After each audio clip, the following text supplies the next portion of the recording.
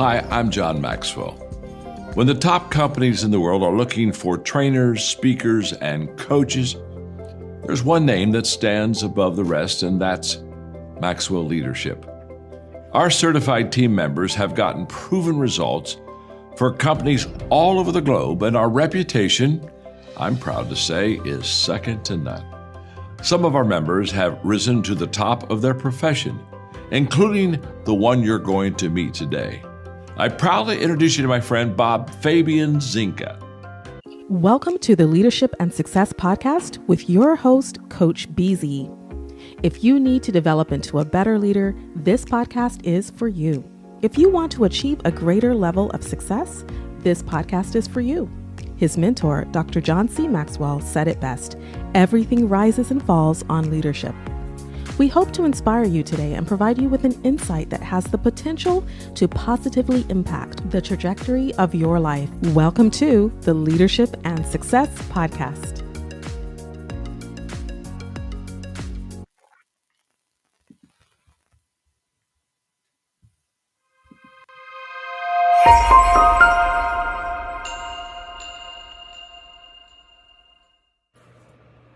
Hi everyone, my name is Doniella McKoy, and thanks for joining the Fast Forward to hear my journey. I am an adjunct instructor at the University of Alaska Fairbanks campus, and I teach business continuity and crisis management through the Homeland Security and Emergency Management program at the School of Management. My journey started when I earned my master's degree at Boston University in Healthcare Emergency Management. When I completed that, I joined FEMA Corps, and I believe I was a part of the first class for FEMA Corps, so shout outs to them. I learned a lot about how federal government operates, with FEMA in my eyes being the premier emergency management organization. I was able to go to FEMA headquarters in Washington, D.C. and see some major exercises, which is a great experience. I also got to go to Texas and work with the unaccompanied minors, and I was in Texas during the Ebola breakout.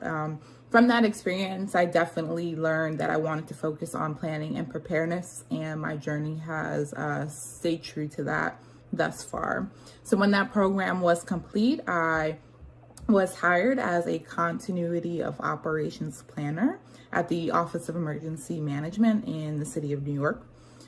So my day job was working with agencies to really plan and prepare for resiliency.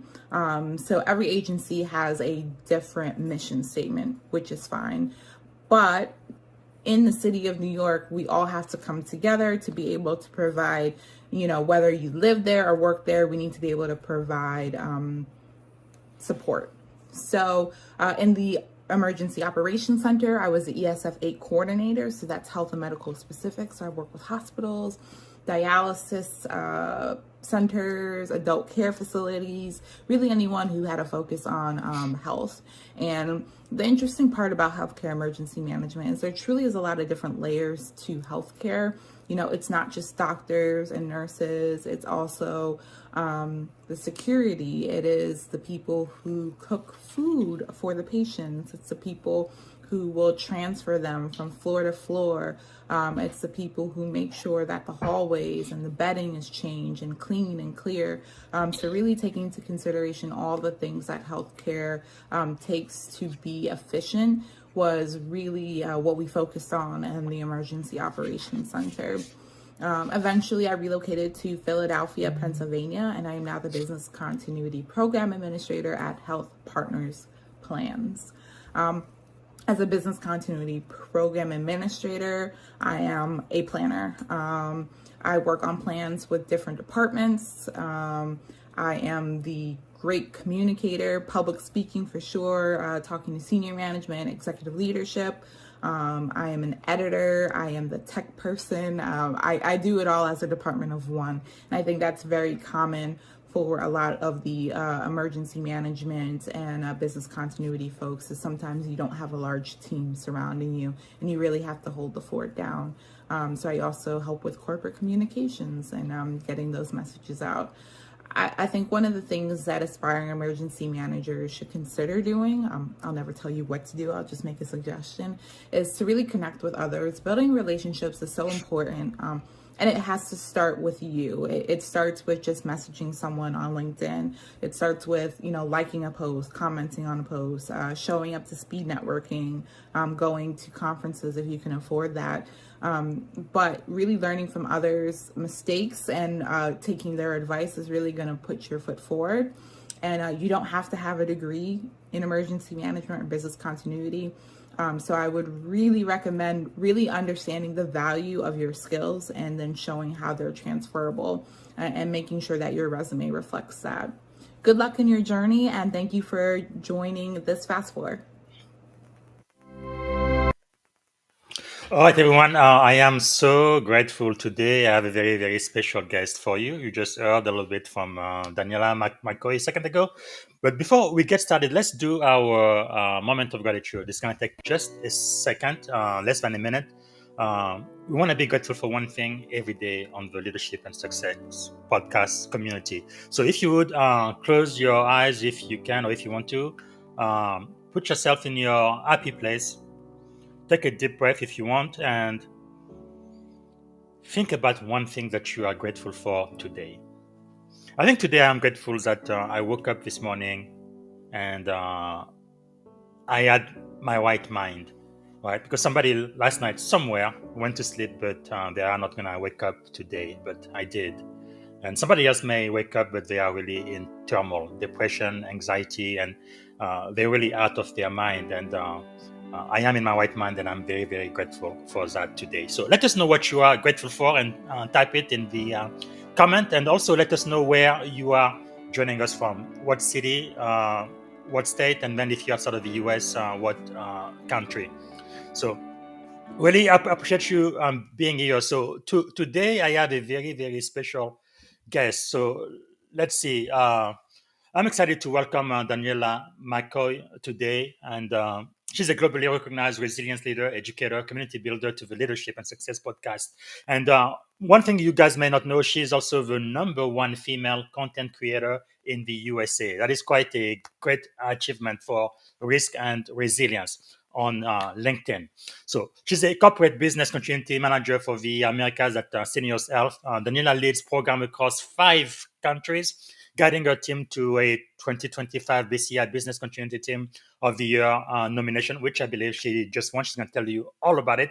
And also, she's the founder of the Global Resilience Exchange and Continuity Coffee and Chat, connecting resilience professionals worldwide. And this will be a powerful conversation in leadership, resilience, and building communities at last. So without any further ado, ladies and gentlemen, let me bring Doniella McKoy.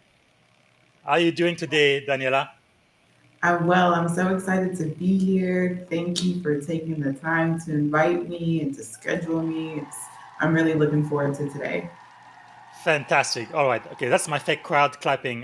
It came in a little bit late, but anyway, it is all good. So I guess to get started, is there anything you are grateful for today? What is one thing you are grateful for on this beautiful Saturday? One thing, I am grateful for many, but I will share one thing. Right now, I'm grateful for an active community, Mm, for the people who reach out, for the people who invite, the people who check in, yes. the ones that are making sure community stays strong by really doing what they need to do to create it. Fantastic. No, that is so important, especially in days like now. Having a community really means everything. And what is one thing about you that most people may not know about?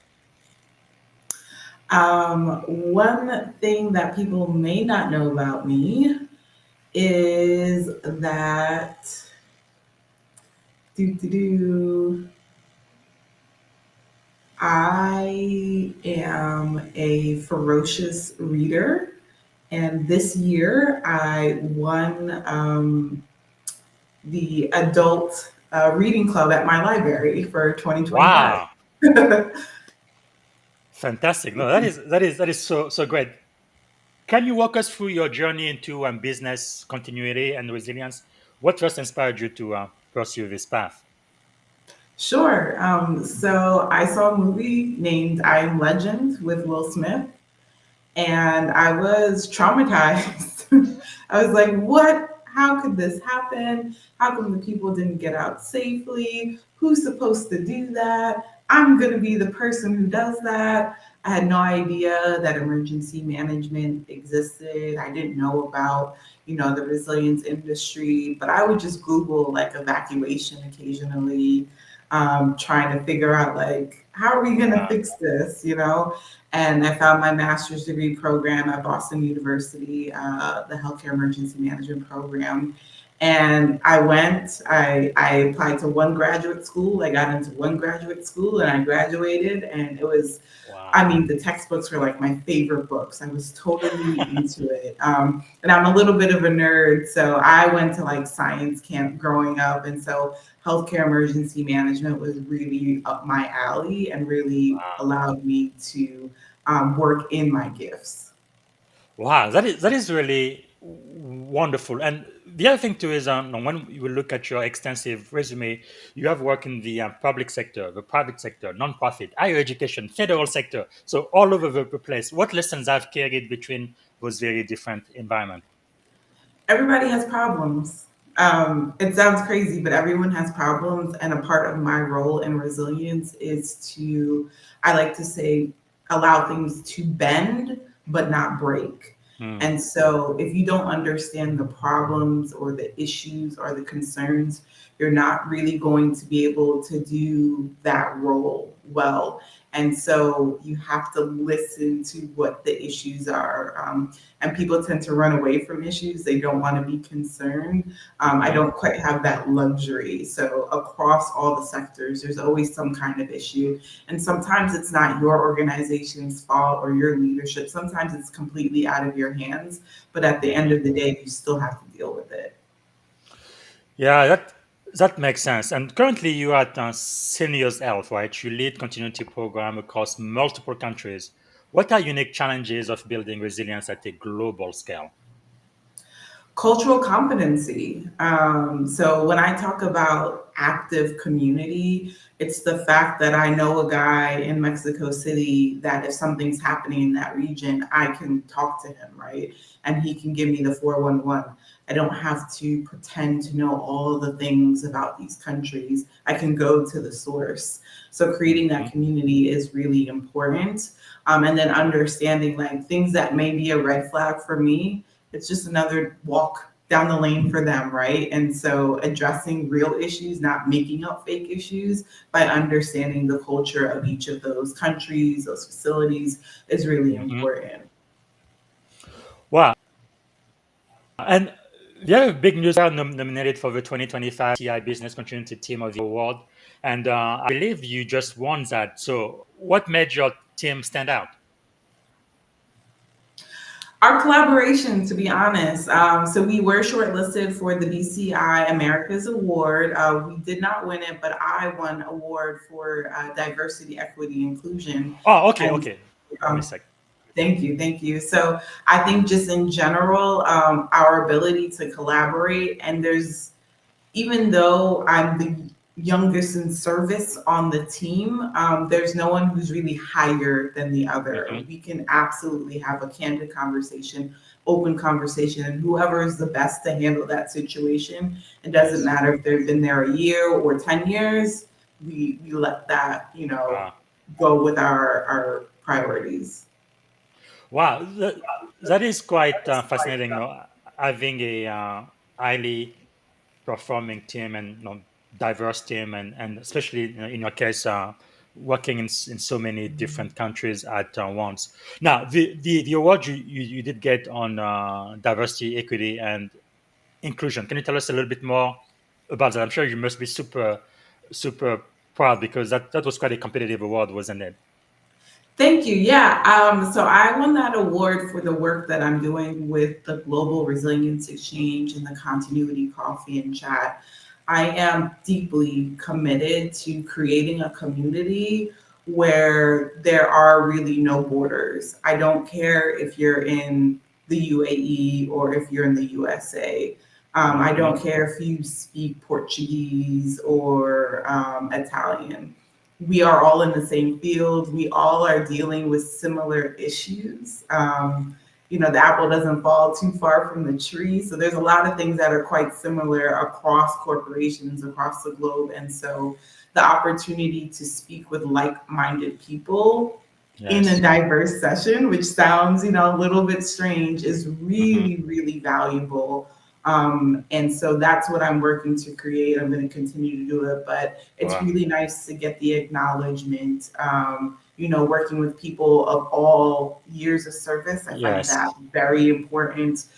People with different languages, different genders, different focuses, different industries even. So it's quite a diverse group. So I'm really proud of that, because I didn't think, I just did it on a whim, and it's been going since 2021, and I'm still happy to do it. Yeah. 4 years. Yeah, and your YouTube channel, youtube.com Global Resilience X. So I want everybody to please subscribe. And talking about that, so you founded the Global Resilience Exchange.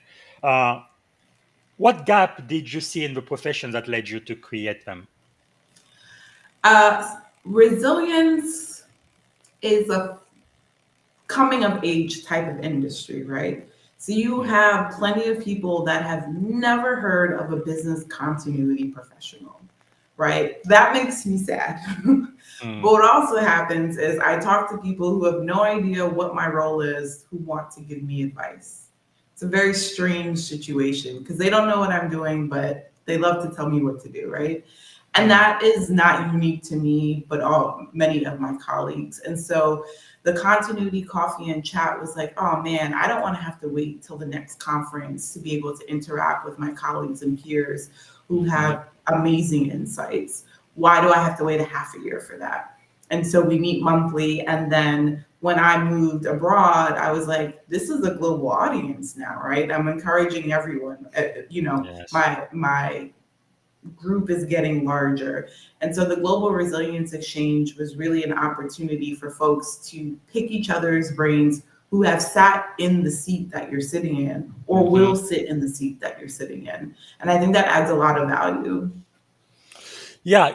Can you say a little bit more about the importance of community where it's not just technical expertise, right? Because you are really building a global community online. Why is that really important?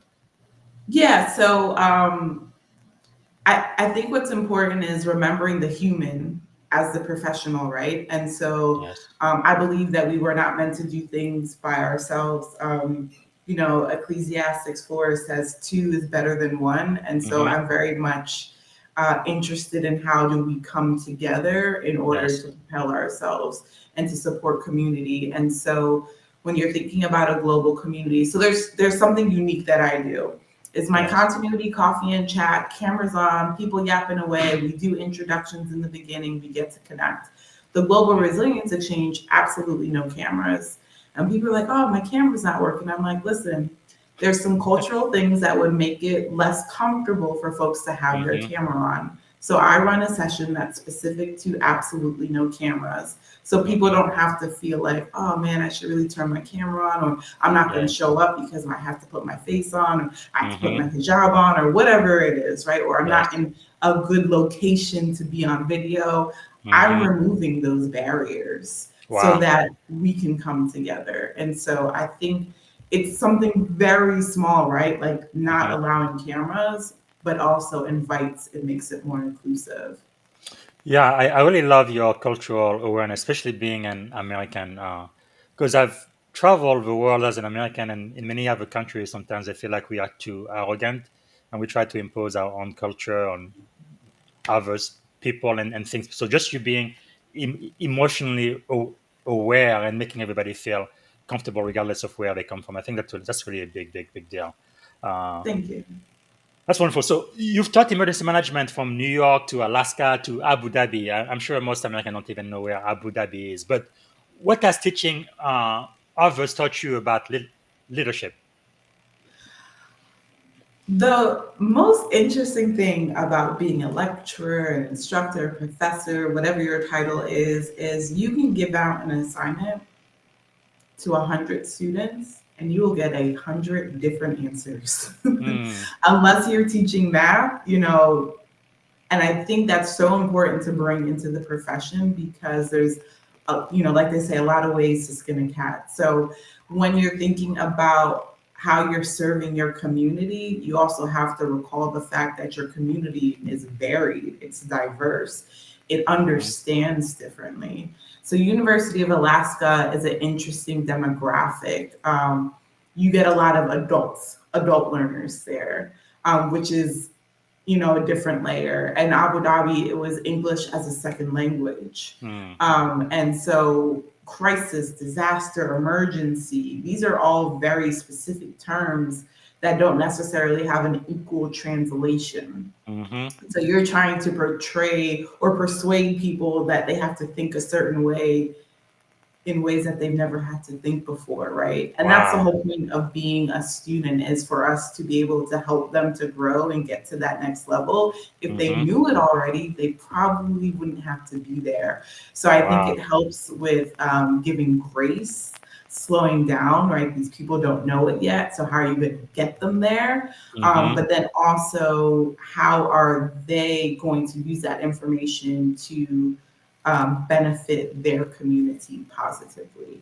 And so teaching across, the city, Alaska, Abu Dhabi, you get the opportunity to share the joy, I think, the joy of resilience to Yes. people that I would never get a chance to talk to. And so I take it very seriously Wow. when I'm in the classroom, that it doesn't just stay in the classroom.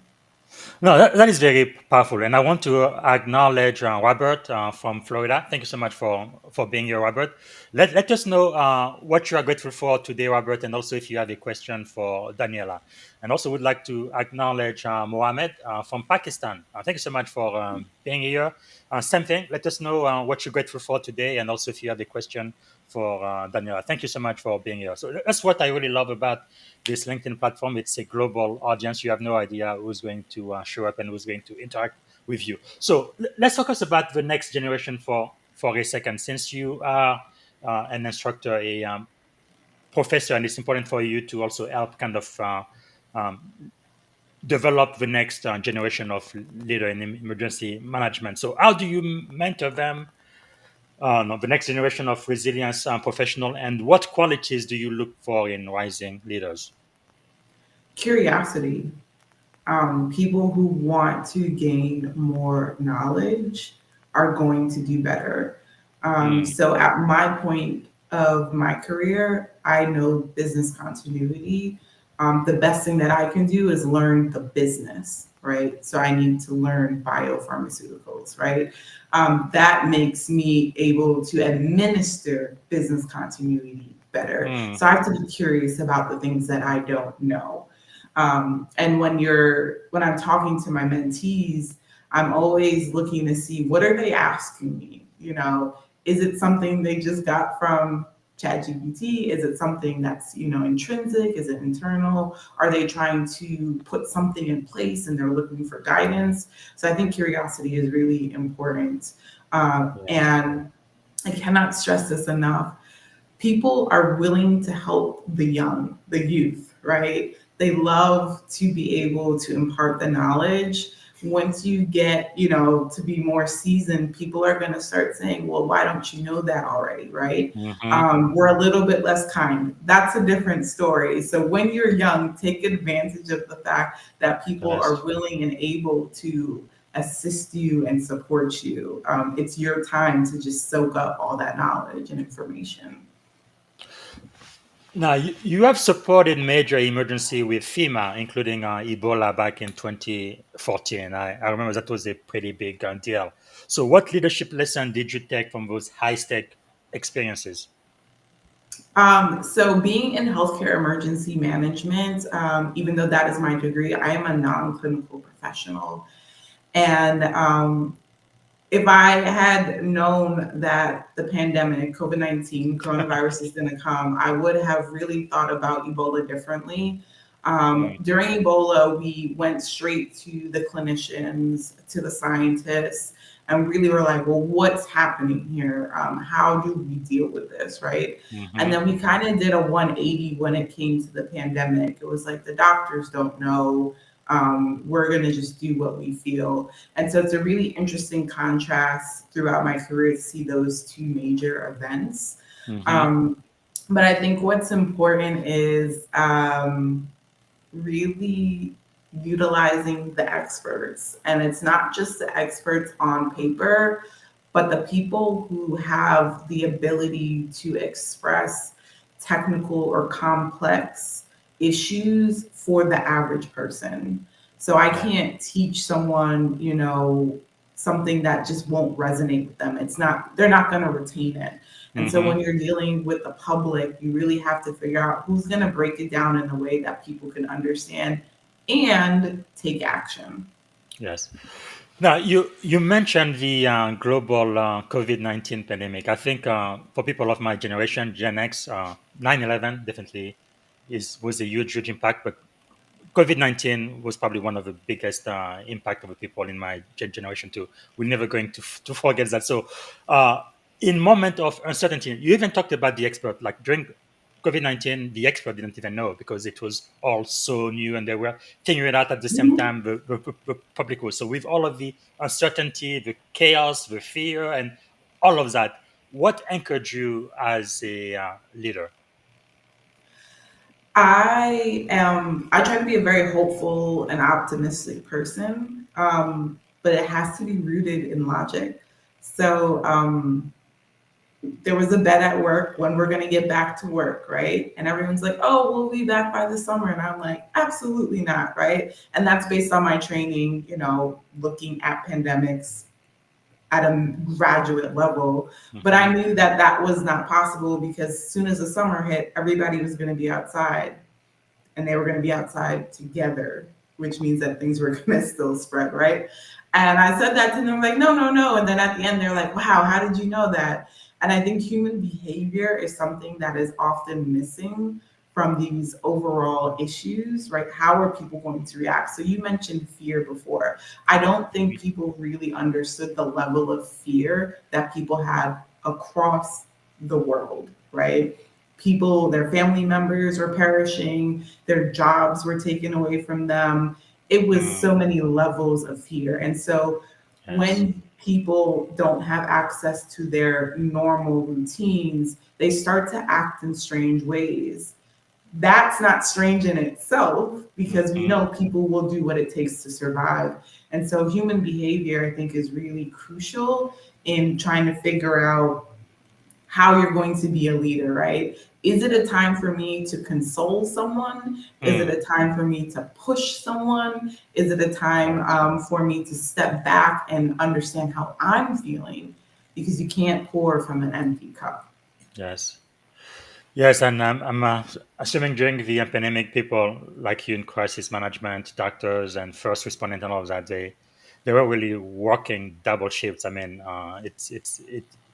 you guys are really my heroes. It's just incredible the work that you all did to keep us safe and applying whatever wisdom and understanding knowledge we had at the time. So for that, thank you. It's incredible being in your line of work. So as a top ranked content creator for risk and resilience, again, the number one female content creator on LinkedIn, right here. What motivates you to keep sharing your insight publicly? And also because I think for many people, right, they are afraid sometimes for what people are going to think about what they create, if it's an article, a post, or whatever. So I guess when you first started doing it, how did you kind of get over that uh, uh, anxiety or fear, and then what motivated you to keep doing it?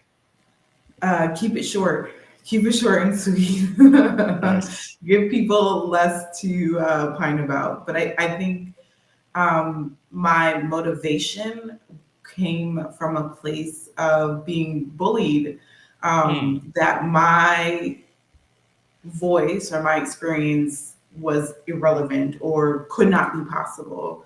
So I am from New York. I lived in an area that had no sidewalks, no Wow. streetlights.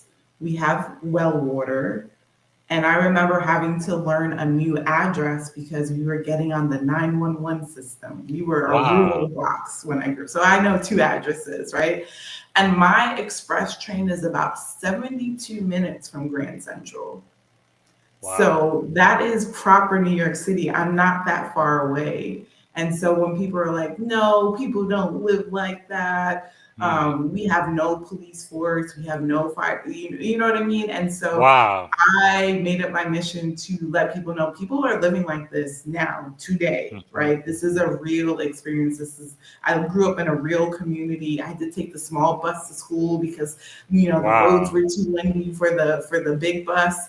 And so I want to share that when we talk about diversity, it's also a diversity of experience. It's not just Hmm. gender, color, religion, et cetera, et cetera. And so Hmm. if my emergency management, community, the professionals, the politicians are making decisions, but they don't Yes. know my experience, it's impossible for them to make a decision good for me and my family. Hmm. And so you have to share that experience with folks and let them know, hey, there's another way of living, of experiencing life, Wow. daily routines. And so I just really wanted people to understand that even in New York, fairly close to New York City, Hmm. I have well water. I had to worry Wow. about if the well was going to go dry. That is quite amazing because I remember when I came to America, I was 17 years old. The only images I saw in the movies was New York City, the Big Apple, or Los Angeles, and all of that. And then I ended up in a small city called Tuscaloosa in Alabama. I'm like, what in the world is this? Am I still in Kansas? But yeah, it is quite amazing the diverse experience people may have across this country. So when we started the podcast, you said you were grateful for community. So you're a proud member of Zeta Phi Beta. Congratulations. So Thank how has sisterhood and service influenced your leadership style? So the interesting about being in a sorority or a fraternity, right? Like today, whether I was in an organization or not, I can go volunteer for sure, right? People are always looking for volunteers. But when you commit yourself to an organization such as Zeta Phi Beta Sorority Incorporated, now you're moving with a group, right? You're moving with a different kind of set of resources. And so when you go to that community or that event, you're rolling deep, so to speak, and Yes. what you can accomplish in that group setting versus as an individual is just way more powerful. And I think that's the beauty of being in a sorority or a fraternity. That is really wonderful to see. I think building community is always great. So we do have a question from Mohammed from Pakistan. If you remember, he says, "How do you balance making decisive choices as a leader while still encouraging input and collaboration from your team?" And by the way, we also got a hello from Knight Commander A1C Jason. He's coming from George Washington Masonic Memorial in Alexandria. Thanks so much for being here, Jason. Really appreciate that. So back to Mohammed's question: how do you balance all of that? I think there's a time and place for everything. So this isn't the perfect answer, but there are times where, as a leader, you are going to make the decision and you're going to have to have built the relationship with your team in advance that they know that you're doing the best that you can with what you got, Mm-hmm. and then be practicing how are they going to communicate with you and how you're going to communicate with them. For instance, during a travel ban, um, each of the coordinators will go and say, this is what we're concerned about, this is what we're thinking about. At the end of the day, it's still the commissioner's decision to enact that travel ban. But we know that we were able to participate in providing that knowledge. And so I think Mm-hmm. sometimes that decisive leadership may seem like it's coming from one person, but in the background, a lot of things are happening. But you have to create that team dynamic to make sure that that communication is flowing. Very good. Now, with emerging technology, and I think AI is probably the most impactful one we've seen in a very long time. What role do you believe technology, especially emerging tech like AI, will play in strengthening or challenging resilience program? Yeah, so what I am Oh, looking also, to, sorry. Before you answer, I remember you and I, we both went to an online class about AI. Yeah. I think Mind Valley, I believe, did that maybe about Yes. a month ago. So I know you kind of keep up with technology, which is really really great for people listening to us now, because there are few people that I know who are afraid to try anything new. They want to keep things exactly the way they were, right? But sometimes even if you are afraid or even if you don't understand, I think it's important to start getting the skills on whatever is emerging, because that's going to be the future. But anyway, I just wanted to mention that. Back to you. Yeah, yeah. So we did attend the Mind Valley AI Summit. I guess it was last month or maybe a little bit Mhm. more. I think the important thing is, so in my industry, it's all about risk and mitigation, right? So I Yes. will not sit here and say I am absolutely implementing it 100%. I am cautiously exploring. I don't know where the data is going. I don't know how it could be used against me or my organization. And so I'm Hmm. being very cautious. Right now, I'm low hanging fruit. I'm using it on LinkedIn. I'm using it on YouTube. I'm using it to learn. And so I think there's some things that we can do to kind of dip our toes in the water of artificial Hmm. intelligence. And I think also, I always like to say AI is not new, it's just the wide acceptance of AI is what we're seeing right now. And so, in terms of like innovative technologies, I'd love to be able to use AI to help me with my risk analysis and threat intelligence gathering systems. You know, what are the triggers, what I should be looking at. And I think in the future, if we, can get comfortable with AI, it's going to be how is it impacting our supply chains? Is Mm. there something it could notify us in advance? So working where I am now, IV bags, healthcare. I need IV bags. I need the Yes. needles to draw the blood. I don't know where those come from, but AI can help me figure out that Mm. process and identify, we call them single points of failure. If this Yes. doesn't work, it's going to basically crash the system. Hmm. So I think it's a way to gather knowledge quickly, but there are still hallucinations, there are still Yeah. inaccuracies. And I absolutely, absolutely will scream this from the mountaintops. AI should not replace human intellect. Hmm. You have to actually read it and understand it and be Yes. able to challenge it because I used it to go to Tennessee a couple of weeks ago, did an itinerary, and it told me, yeah, go to the museum on Monday. And I was like, but the museum is closed on Monday. They're like, oh, yeah, that's true. Yeah, true. I think human oversight is so critical, especially in defense, right? When we're talking about very powerful weapon, and you don't want to minimize, right, killing innocent and all of that. You would definitely want to have human oversight. But definitely AI has increased productivity, I think, across all industry. Okay, we are about to switch now, go to the second segment of the show. Before I do, is there any question I haven't asked you for the first segment that I should have asked you? No, I'm so pleased with how things are going. So let's keep it Fantastic. going. All right. So, what is the greatest lesson you have learned so far? Don't get good at something you don't like. Hmm. Humans like to pigeonhole you. So my first career out of school was workers' compensation insurance. And I believe I was the first person to get a job out of my class. So everyone was like, oh, that's great. That's awesome. I did not grow up wanting to be an insurance adjuster. I'm just going to say that. No shade. But I still get recruiters to this day like, hey, I saw you have experience with workers' comp. Do you want to do this? And it's like, I haven't done that in almost 20 years, right? So if I had stayed and did that because it was a stable paycheck and the company had a good name and things like Hmm. that, I probably would have been stuck there. So don't get good at something that you don't like, as well as pivot quickly and intentionally. So a Hmm. lateral move is still a move, right? And so if that is what's available to you, especially in business continuity, emergency management, there's not a lot of higher levels. Sometimes you just have to go to another organization. Hmm. You do have to understand how that pivot and being intentional could, create your career. That is very powerful, very good advice. So, what is the greatest leadership advice you have ever received? Take care of your people, and they will take care of you. If Hmm. you don't take care of your people, they will still take care of you, but not in the way that you want. Hmm. And that was said by retired Major General Alfred Flowers. He has Wow, a powerful. book out, Servant Leaders. And so I think that's really important, right?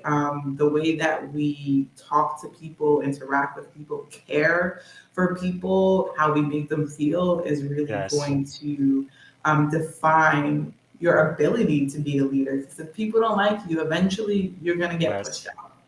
That is so true. And in the military, we say mission first, but people always. Mhm. And one crazy story I've heard during Vietnam, not because when you are an officer, sometimes you can get over your head if you are not grounded. But in reality, at least in the Navy, I believe it's the senior enlisted, the chiefs, those are the people who really run everything. They know everything. So if you are not nice to them and you think you have a big shot and you are nasty and a jerk and all of that, let's just say that there were some junior officer who went to Vietnam and they never came back. And I mean, I'm not saying that it happened on purpose, but sometimes their own stupidity or arrogance really got them killed when they should have really listened to the senior enlisted. So really, the way you treat your people, taking care of them, you're right. Then they will come back and take care of you the right way. But anyway, so as a leader, what are you learning right now? I'm focused on systems thinking. Hmm. I'm very interested in creating systems that can exist without me. And I know it sounds crazy, but I'd love to work myself out of a job. Hmm. That all the systems are in place, that it works, people understand it, and that it can just continue doing, meeting Yes. that mission, meeting that goal. And so I've been reading a lot about systems thinking, on YouTube, watching videos, hearing Hmm. about it, and trying to figure out how I could put that in place. So right now, I'll do it with the Global Resilience Exchange, and then, that's kind of my testing ground, so to speak, but then Yes. implementing it into, my professional activities. So, how has failure shaped your life? I think about failure more in the terms of like lessons learned. I grew up with my mom always saying like, you don't need to make the same mistakes someone else made. Learn from their Hmm. mistakes. And so I love talking to people and hearing about the highs and lows that they're going through and Yes. trying to, like I said, pivot, intentionally pivot to be able to learn from those lessons. And so I think in terms of failures, I think about the systems, like the systemic systems that are in place, especially in the US, that make it hard for underestimated people to succeed. And I think that's a failure in general, not for me specifically, Hmm. but you have, a large group of the population that hasn't been given the resources that they need to maybe find the cure to cancer or to Hmm. HIV or, to figure out how to do a surgery even more efficiently. And so I think that failure shapes me in terms of trying to fix the system. Hmm. Can you share a moment where your values were tested as a leader and what you learned from that experience? Sure. So sometimes living or operating in a remote world, it comes down to a game of telephone. A he said, she said, and you're thinking to yourself, how did this person get to this conclusion, right? Hmm. And you get flustered and you get frustrated, and this issue is like following you around, and you're like, I don't even think I said that. I don't even remember this conversation. And so Yeah. you get a little bit discouraged, but I think understanding your integrity, right? So yeah, I don't remember saying something like that, but no, I couldn't have said something like that because I'm not that type of person, right? And Yes. so understanding who you are, being self-aware, your integrity, you're thinking, you're feeling attacked, and but at the end of the day, it's to push you to be even stronger with how you are going to interact with people, how you're going to carry yourself. And I think that's important to really understand who you are. Absolutely. And who are some of the people that you are following now? Some thought leaders, some of your mentors that we should know? Yeah, so my mentors are Simon Contini. He is in Abu Dhabi right now. He's had a really awesome career between military service and technology services and what he's doing in Mm. resilience for the Business Continuity Institute in the UAE. I also love talking with my friend Frank Perlmutter. He built his own software and really help the industry to be able to show their value. And so that's someone I try to talk to regularly. Um, he's actually going to be hosting the next book club for the Global Resilience Exchange Oh, and how to nice. have a more, finding passion in your life. So he's retired now. And basically, he's just like, at some point, it's enough, right? And a lot of us struggle with understanding when it's enough. And so I think that's a really good book, and he's a really great resource to be able to talk with. Okay, so if you could choose three people to have dinner with, who would you choose and why? They could be alive, dead, or mythical figures. So Regina Benjamin, which is the 18th Surgeon General, Hmm. I just think she's awesome. She's also a member of Delta Sigma Theta Sorority Incorporated. Calvin Drayton, he was the former first deputy commissioner at New York City OEM. And that's more of I wish when I was working with him, I had like picked his brain more. He has passed since, so God bless his soul. But he was just such a wealth of knowledge and so well respected, super Hmm. classy, and just like you just wanted to do your best when you were around him. And so I think he was an amazing Wow. leader. And then it would be a toss up between Shonda Rhimes and Issa Rae. Okay. I know they're totally different industry for me, Hmm. but these are women that, Issa Rae started just recording in her apartment, and she was just like, I have a story to Wow. tell, and I'm going to tell it. And she's closer to my generation, but Hmm. Shonda Rhimes, I read her autobiography, Year of Yes, and I just think, wow, when we start saying yes to things, how doors open, Yes. but also, saying yes to exercise, and the pain of Mhm. exercise also means saying no to being unhealthy or Yes. overweight. And so Wow. looking at both of those is really, I thought it was a really good book. Very inspirational. So, talking about books, what have you read lately that we should read? Or which book do you recommend? So I was in a book club when I lived in Abu Dhabi, and we read the book Educated by Tara Westmore. And I was like, I don't want to read this. I'm in a school already. I don't want to read about education. But Mhm. that was mind blowing because it really shows you how everyone comes from somewhere different, and you really can't judge. She had no formal training. She didn't have a birth certificate. Her parents didn't believe in medication.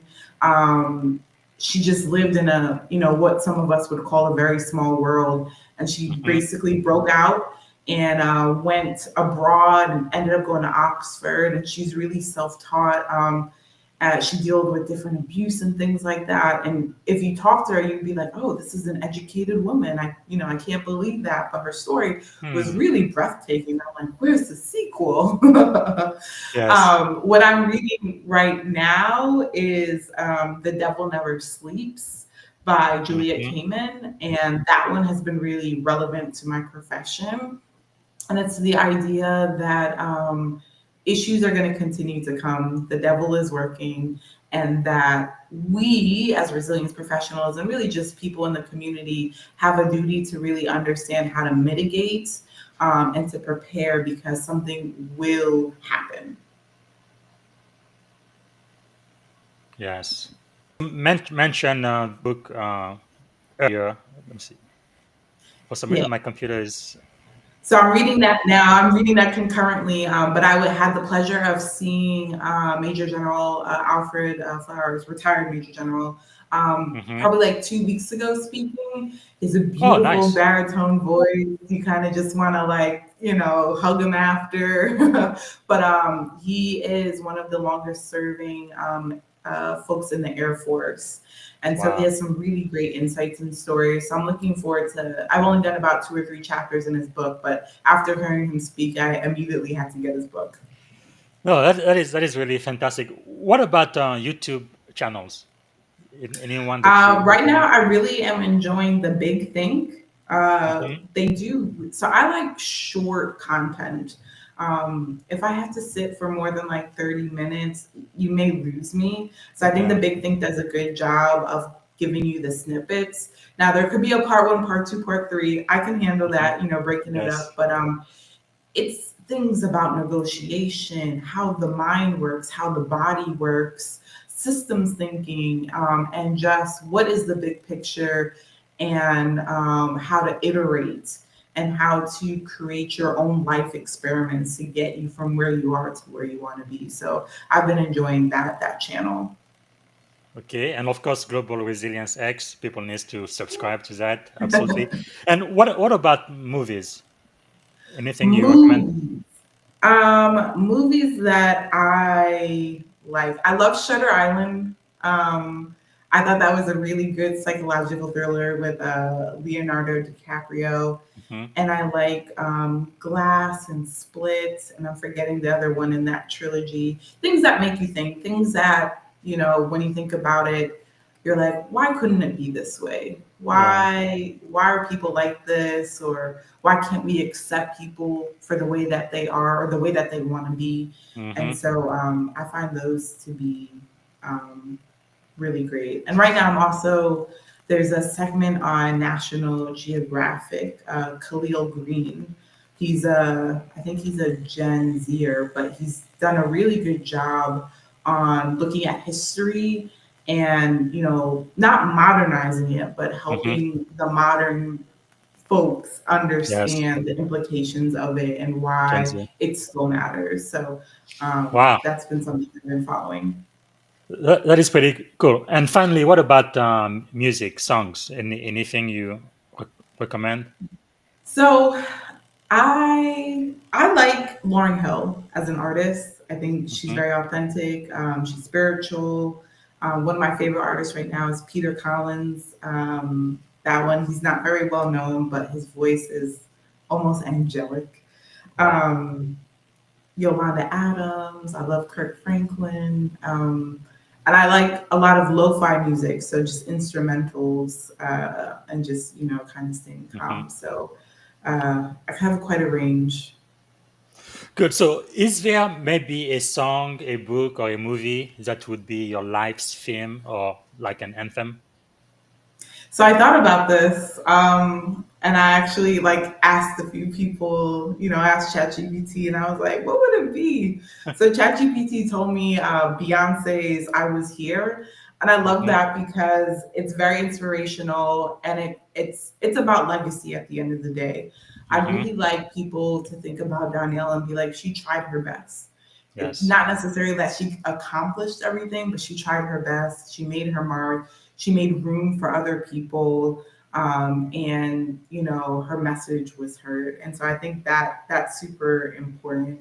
I love "Everything Yeah. Is Everything" by Lauryn Hill, and that's just understanding that we can't control everything that's happening. Mm-hmm. After winter must come spring, and Yes. we are a part of this. It's not about us. Yeah. So, I was here talking about legacy. If you had one day and only one day to live, what would you have liked your final contribution to be? To make someone feel joy, to make someone feel loved. I think there's a lot of people who don't feel heard, don't feel seen, don't feel included. And I've had those moments where I'm like, I'm not sure if I'm supposed to be here, right? And I think offering that to someone can change your whole perspective.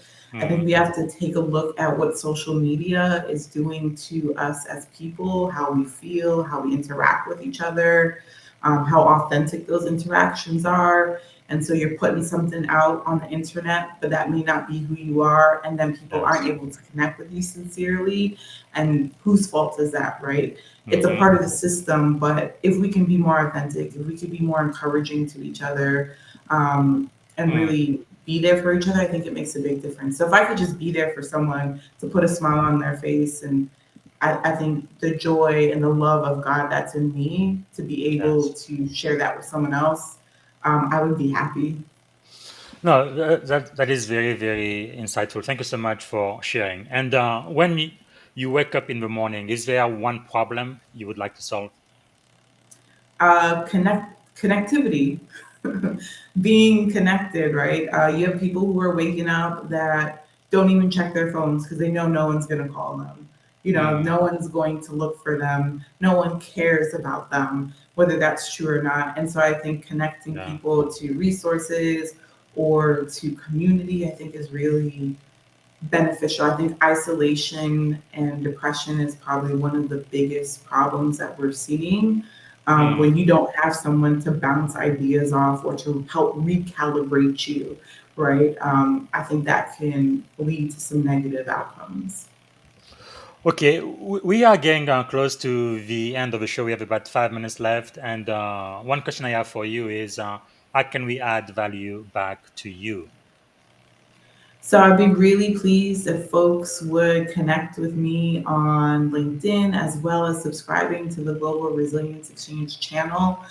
What I'm doing there is providing my reflections and recaps and interviews from a resilience perspective. And so I just attended DRJ Fall 2025. And so this next bunch of videos are going to be interviews with folks that are in the industry, what they're seeing, how they want the industry to grow. And I hope it's it's a positive interaction for folks to be able to see. Because I think, yes, I'm a business continuity professional for my organization, but my organization is also in a community. And so that Yes. community needs to be supported. All right. So, is there any question I should have asked you that I haven't asked yet as we come to an end? Um, so one thing that I like to do that I'm very intentional about doing is curating my algorithm. I am a millennial and I am on social media. There's no ifs, ands, buts about it, right? But one thing that I do is I curate my algorithm. So I'm making sure that I'm liking and watching positive videos, inspirational videos, events that allow me to connect with people. I am absolutely rejecting the shenanigans that can be on social media. And I get all the time, people are like, how did you find out about this event? I've been living here for 5 years and I didn't even know this. It's because I Yes. curate the algorithm.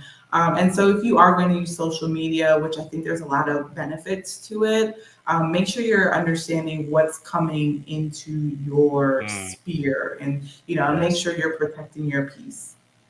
Wow, that is very, very important, especially for young people, especially now, because as you know, especially younger people, they get radicalized on social media, and the bad. I mean, social media I think is great, but there is also a sinister side to it, right? Because those big companies, they want to make money, and sometimes they don't really care about how it affects, especially young people.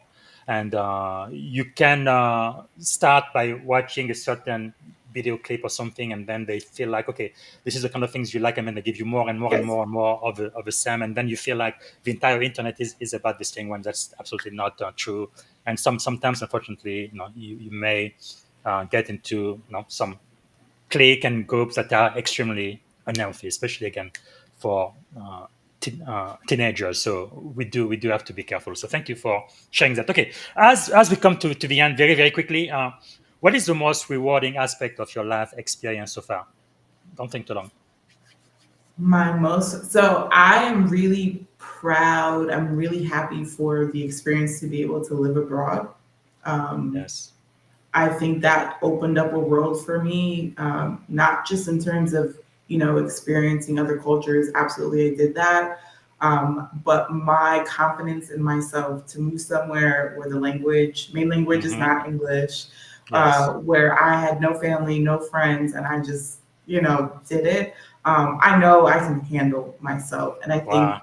that translates into my career very well. During crisis, during uncertainty, That's wonderful. I am very confident in my ability, but also my ability to ask for help, because there were some things that I just could not understand or do Yes.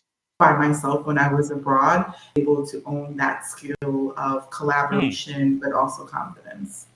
That is very powerful, especially if you have a blue passport, you are a US citizen. Pretty much the entire world is open to you. So travel. Because when I lived in Tuscaloosa, Alabama, I met quite a few people who were like, I was born here, I'm going to die here, kind of thing. And they've never been more than maybe, I don't know, 100 miles from where they were born. I think that's kind of sad. America itself is a big, big country, but you really need to go abroad and see how other people live. Like sometimes my kids, like all of the teenagers, they sometimes complain and stuff. I'm like, okay, you keep complaining. I'm going to send you to one of those third world countries, and you're going to see what life is really like, and then let's see how you feel when you come back here. But I just think it just opens your mind just to you are curious and you kind of see we are in a very, very big world. Right? The world is much bigger than just the Huge. USA.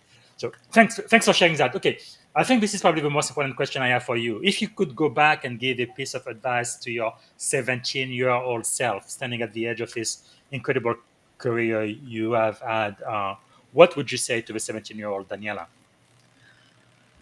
17. Where was I at 17? I think what I would say is to keep your standards high. And I'm thinking of Bible verse, Job Mm-hmm. 22, and it's about submitting to God, and being at peace. And I think that one of my prayers is that, Lord, order my steps. I try not to ask for things, because the things that He has placed in my life, I could not have Mm, imagined. And so if I'm walking in purpose and doing the things that I'm supposed to, making sure that I have those standards, to not get into the shenanigans, yes. you end up reaching levels that you probably could not see. Mm, So I would just say, yeah, stay focused, keep your standards. And it's okay. Not everyone is going to be your friend, and not everyone's going to be your friend forever. yes. And that people are rooting for you. They want to see you succeed, even if they're not in your ear all the time. You're a representative of your community, and there are people who are cheering for you. Wow, that is powerful. Okay, we are coming to the very end. Very, very quickly, what did you want to be when you were a kid? I wanted to work for Health and Human Services, and I wanted to be like the health secretary. Okay. I know I'm a geek at that age, Yes. science camp and all the things. But yeah, I wanted to work for HHS, and they have an Asper is one of the divisions for preparedness. Okay. So that So, was once upon a but time. that can still be possible with the line of work that you are doing now. Definitely. That is Okay. true. That is Okay. Cool. true. Okay. So, what are three adjectives describing you as a child? As a Mm-hmm. child, cool, Mm-hmm. like just calm, Two more. um, Mm-hmm. curious, and Okay. As organized. an adult. As an adult, uh, I don't know the cheer. I don't know the adjective for this, but I'm a cheerleader Mm-hmm. now.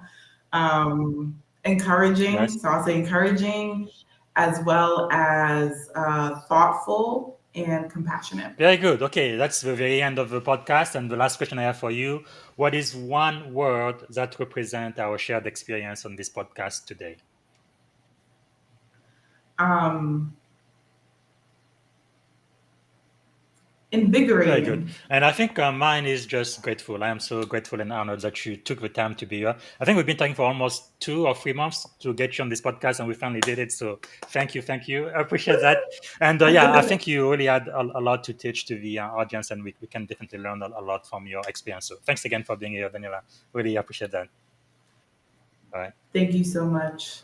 All right, folks. Thank you so much for watching us live on LinkedIn and YouTube. This is it for today. And I'm going to be back here tomorrow. I think I will have the 10-minute AI recap from the podcast we had yesterday with LinkedIn coach Joyce. She was really, really fun. She's in her 70s now, but it's as if she was just in her 20s. She has so full of energy and strength and joy. And no, when I grow up, I want to be just like her. And I think I will have a 10-minute recap with Doniella day after tomorrow, so on Monday. And also, we are going to have a few other interviews coming up this week, almost every day next week. So make sure to join us here on the Leadership and Success podcast. This is our host, Coach Busy, and thank you so much for being with us today. Bye. Thank you for listening to the Leadership and Success Podcast with your host, Coach BZ. If you like what you heard, please subscribe to our channels and come back for more wisdom nuggets on how you may develop into a better leader and achieve greater levels of success. Leadership is the most critical skill. The world will always need leaders to lead others, deploy the next disruptive technology, or execute a business strategy. You may as well decide on counting yourself among the 21st century leaders. See you right here next time on the Leadership and Success Podcast with Coach BZ.